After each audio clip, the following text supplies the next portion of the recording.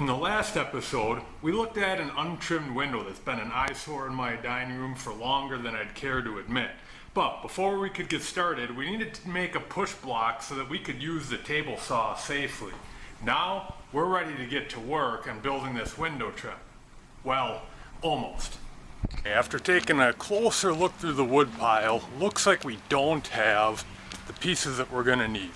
So that's okay. We're gonna take another trip to the big box store here and we're gonna buy the wood from scrap. It's actually not a bad thing. Menards has a type of pine wood called Select Wood. It's almost perfectly straight. There are no knots in it. There is no sanding that you need to do on it. So it's gonna save us some work too. It's gonna save a bit of labor. It's gonna save a bit of mess. I think in this case it's gonna be worth a couple extra bucks that we're gonna spend on the high quality wood.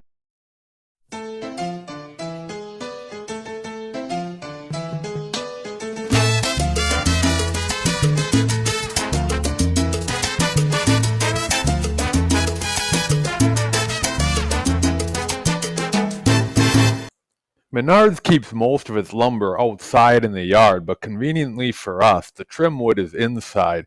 Now, we're going to pass on the standard pine, not straight enough, too many knots.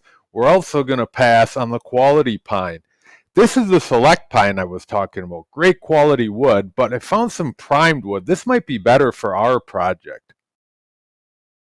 So I threw a couple prime boards onto the cart, and we're ready to take off. For a trip to Menards, that was quick and painless.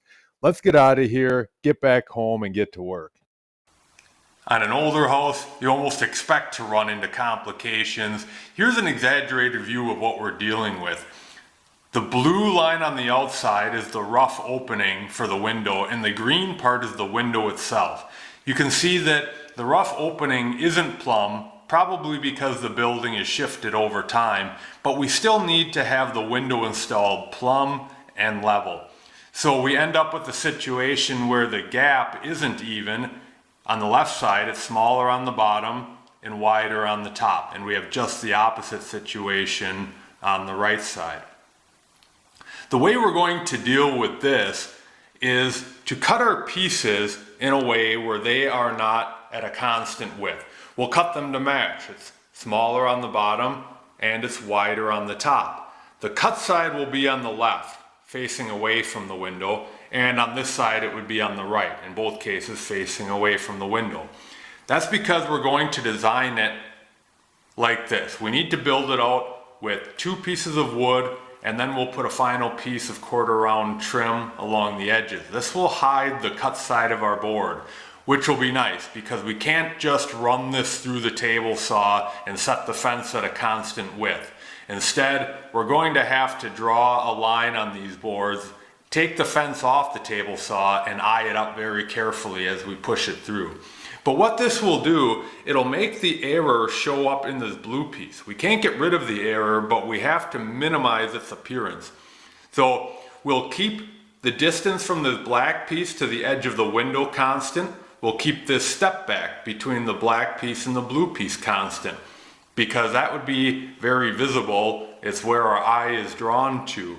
But the error will show up in this blue piece, between the edge of the blue piece and the quarter round. On the bottom of the window, it will be about 3/8 of an inch more narrow than it will at the top of the window. But I think this is something that, unless you already know it's there and you're actually looking for it, you probably won't be able to notice it very much.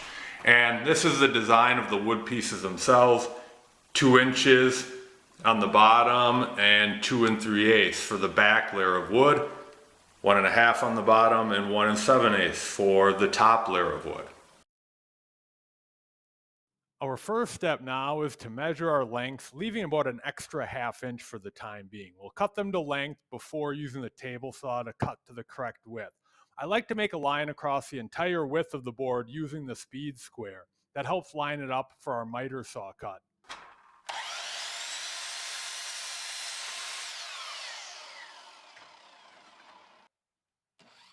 Now our top piece of wood is easy enough to cut because that board has a constant width all the way through. So we just set the fence on our table saw and we're ready to go.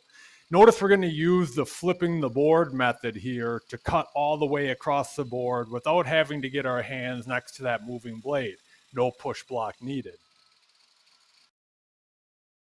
Now to measure our side piece of wood, because this has a different width on the top than it does on the bottom, we first need to make the mark on the bottom and on the top and then draw a continuous line down the length of the board. This is going to be the line we'll follow with our table saw. Because my T-square here is only 4 feet and the board is longer than that, I have to flip it once in order to use it to trace the full line. And it's finally time to cut that side piece. Notice that there is no fence on the table saw. What I'm doing here, I'm looking straight down that pen line we just drew and paying close attention to where the saw blade enters the workpiece. It should always line up with that line we just made. If it deviates too far, we'll have to slow down and back it up, realign it. Now we just flip the piece of wood over and do the exact same thing on the other side in order to complete this cut. We're doing it the same way we did on the first side. We make sure the blade is entering right on our pen line, and it should pretty much meet up with our cut on the other side almost perfectly. All right, so our top piece fits. Next step is just to nail it in. We'll be using this pneumatic nailer equipped with 2-inch nails like this, hooked up to that small air compressor that you see right there.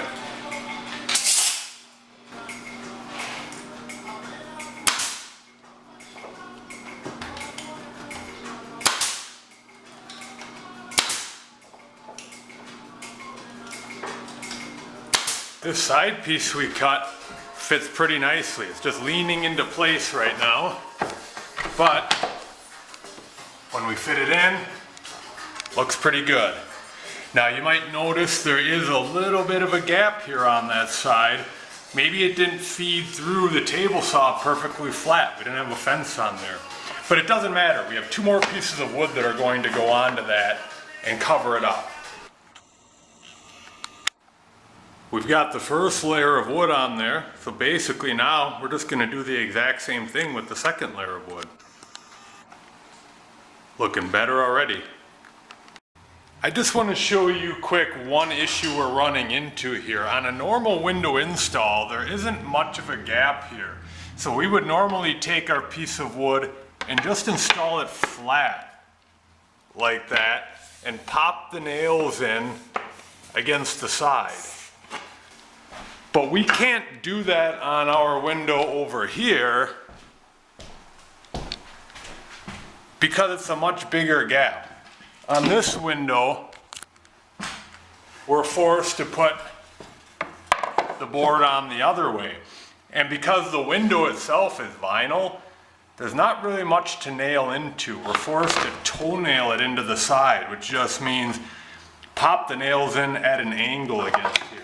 Because we're doing that, maybe you can see we're getting some nail heads sticking out. So we're just going to use this oscillating tool right here, and we're going to clip the nail heads off. It's going to leave a little mark. It's not going to matter though, because this is all going to be covered up with wood later.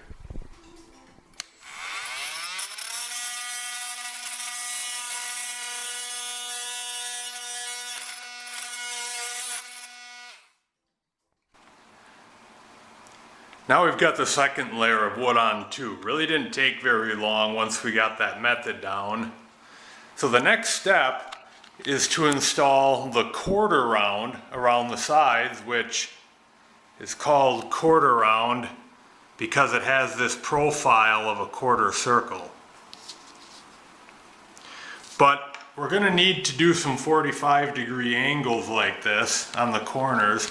It can be a little bit tricky, but I'll show you how the miter saw can be used to cut these. This is going to be one of the most useful, versatile, workhorse type of saws that you'll use in the workshop. Now it's called a miter saw in general. It's a takeoff on the non-powered miter box. But to make angled cuts, notice how we can take this blade and tilt it 45 degrees in either direction relative to this back cutting fence. But this saw can do more than that. You can also tilt the blade 45 degrees in either direction relative to the cutting surface here. This is what it looks like with the quarter round rough fit into place. Now we just have to line it up and nail it in. And here's what it looks like now that it's nailed in. You see it around all three sides of the window, also along the bottom too. So now it's time to do some touch up on this. All of these little nail holes will get filled in with the wood filler compound like this and a 1-inch putty knife. Then we'll sand over the top of it with some 220 grit paper and finish off with some painting. Keep in mind that the little bit of touch up at the end is where it changes from looking like a pretty good job to looking like a professional job. So we've taken all those little nail holes and put putty over the top of them. I've mostly used a 1-inch putty knife, but on the quarter round I couldn't really get that to fit. So I use my finger to spread the putty on the quarter round. Now we're just going to gently sand down where there was any putty. If you had a lot of excess, you could start with 150 grit, then finish with 220. And finally, we're going to paint over the top of this. You might need 2 coats. It's best to end your painting in the direction of the wood grain. And we are finally done with this project. Let's go in and get a little closer look. You can see how much better it looks already. No more nail holes around the sides, no more gaps. And you can look at this side and see how it compares with the original design that we had.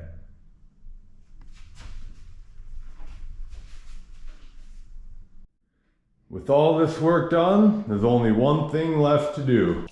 Pour a beverage and sit down for a few minutes to admire a job well done and savor the flavor. Because with an old house like this, you know your next project is just around the corner. Thanks for joining me, everyone. See you next time.